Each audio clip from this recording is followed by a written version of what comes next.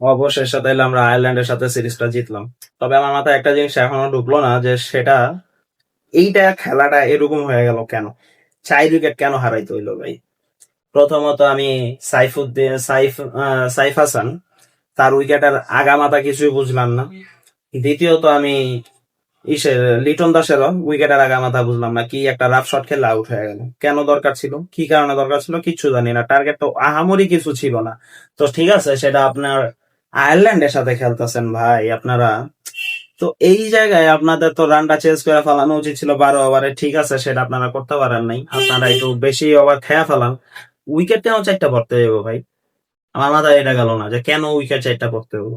আমার তো কপাল ভালো যে যে তানজিদ তামিমে যদি টিক্কা না থাকতো, তাহলে আমার মনে হয় যে 7-8 উইকেট যাইতো গা, তারপরে যে কুত্তা মুত্তা ম্যাচটা জিততো।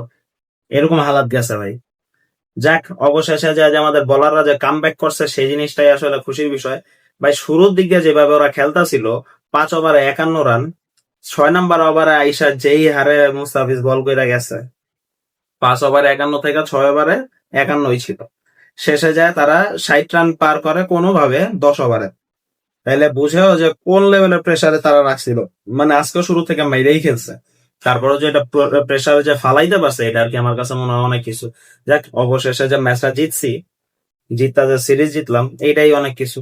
আয়ারল্যান্ডের সাথে যদি ভাই সিরিজ হারতাম, মাশাআল্লাহ দিলে গালির অভাব পড়তো না। যাক গা ভাই, এটুকু ভাইবা খুশি হইতাছি যে আয়ারল্যান্ডের সাথে সিরিজ জিতছি।